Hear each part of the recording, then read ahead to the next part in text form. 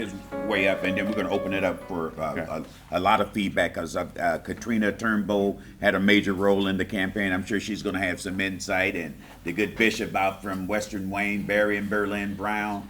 I know Ed Serpola is hard to keep his seat because he's so intricately woven, and even Rebecca Thompson, I'm sure you've got some enlightened perspective on this campaign. So we're going to engage after we hear from Dion. He was on a winning campaign. How'd you guys win, and why'd they lose? Well, Hester, I yield to what Rick said. I mean, even though that, Warren Evans, he won the Wayne County exec position, and Richard Bernstein won Supreme Court Justice, Rick is absolutely correct about the landscape of the political scene here in the city of Detroit. Everything that I was going to speak about, he said it. I got you. Because there is a lack of enthusiasm in the African American community in the city of Detroit about getting out to vote. People feel disenfranchised. People feel disconnected. Why is that? There are so many other things that we need to do in our community to educate the people and to let them know what's really going on, what's really going on, honestly. So I'd rather have a conversation and open up the floor for questions and answers than just to speak and then give my opinion about it. Well, I appreciate that. But while you're here, though, you were actively and intricately woven into the Bernstein campaign. Yes. Any unique insights? What did you guys? I know it helps that you could put a few $1 million into it. I understand that. Well, I would say this. I would say this. I would say this, that even though the NAACP is nonpartisan, what we need to do in our community is to develop PACs. Right. Yes. To actually put money behind candidates that we believe. I remember a couple years ago when we sat over at in a restaurant and you asked me, Dion, who are the African American candidates that we can put on a ballot, that we could put into public office? And then who are the individuals that we could get money from to help support those candidates?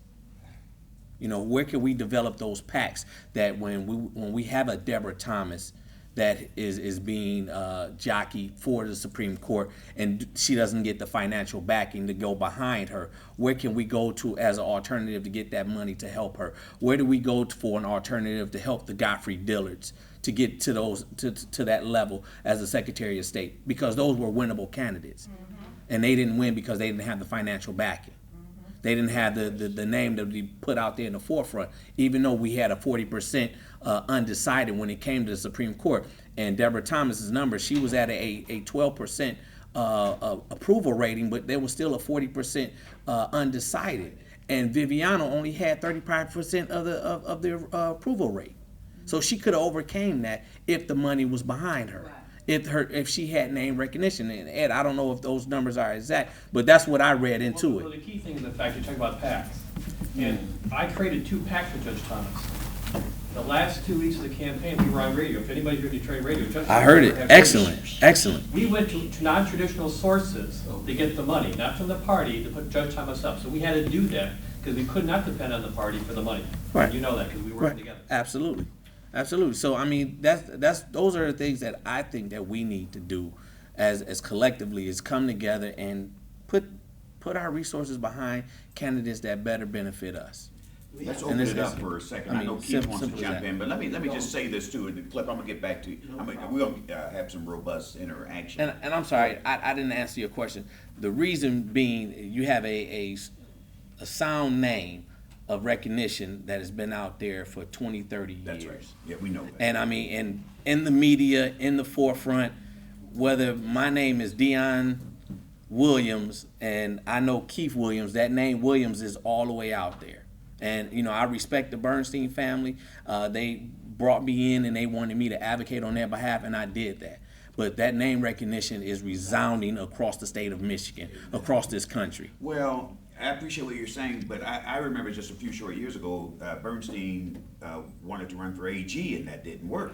Right. So It was at the party level. That was at Never made it absolutely, outside the Yeah, absolutely, I got you. absolutely. That was that was politics within inside of politics. I understand. I just want the So- record to be clear. And Keith, I'm glad you joined us. What's your thinking, Keith? Just a quick perspective, or a question, statement or question. Yes, They sir. only tell people quick when they know how long. There's a disconnect from the politics of the party and the people that live in the city of Detroit and throughout these urban agendas. Case in point, I just showed her a figure. We did a thing, me and Chris Jackson, yes. A bunch of us got together and had a game plan to get out to vote in the city of Detroit. Right. You have SIC codes, which is your job descriptions that, you know, businesses use. From salons to barbershops to dollar stores, those folks are not voting. So there's a disengagement from a communication standpoint to those folks, okay? Yes, sir. You have, in census I just showed to Katrina, in 2010, listen to this, there's 104,000 people in those SIC codes are not voting. 104,000, okay? So the issue is this. In our communication apparatus, me and Ed talked about this other stuff. Y'all talk about right to work. The average black person don't know what right to work Don't is. even know what it means, yeah. Okay? Yeah. The issues, Keith, stand over here, because you're on camera. We want them to get a good shot of you. Right there is good, right there is good, Okay. yeah, We like the yeah. the average individual don't understand that methodology and the communications that we hear from the Democratic Party. You got young African Americans and business folks too. So how do we communicate with those folks? Yeah. And we're not communicating with them. And lastly, is that they had this thing, the game was rigged from the start. The money was for Gary Peters.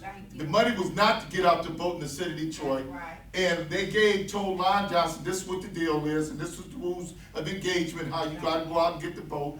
But they never, let's think about this. There was 100,000 absentee ballots sitting in people's houses that nobody didn't go out and get. They didn't have a flushing operation. They didn't have a street operation. They had door to door. And if anybody knows, and I was an elected official, anybody knows there's certain times of the day people are not at home. You got to go where they're at, and we didn't go where they're at, and Good you got, and that's what happened. Good point. Rebecca, what happened? Thank you, Keith Williams, Mr. Good Government, good perspective. So my name is Rebecca Thompson. I ran for state representative in Northeast Detroit, Harper Woods, Rose Point Woods, and Rose Point Shores. And as from a candidate's perspective, a first-time candidate, I was actually really surprised at how sort of set up things already were, right? I didn't know about sort of what the party would do, what they wouldn't do, what unions would do or what they wouldn't do. The first thing, I heard somebody tell me that one of the reasons why we lost is Yeah. because I talked to people who didn't matter. Yeah, yeah. And so it's really disheartening to think that you're talking to voters who should be coming out to vote, and somebody says those people don't matter. We also got a check from a union so late that it almost didn't clear. And we had to beg the bank to not put a 5-day hold on it, Lord. so we'd have the money in the bank. So I think all in all, part of this is, I saw organizations doing candidate training a month before the election. Right. So when you talk about there should not be an off year, 2015 is really the time to be doing To this do the work. Yes, ma'am? And so I continue to be frustrated, and it was really only because, you know, especially, and I ran against an incumbent who was a challenged incumbent, but it was amazing to Go ahead. see the kind of resources Yeah. that people were putting into this campaign. And so I would just say it was more frustrating than anything to be going door to door on the east side of Detroit. I mean, I was out there. I have other folks who were out there and they saw it. And these are people who were not disengaged. These are people who were very interested. Yeah. But I knew at 7 a.m. on the primary day, there was nobody to polls. So being at the polls on Tuesday, I saw a very different kind of turnout. I live in East English Village, where we have a high voting percentage.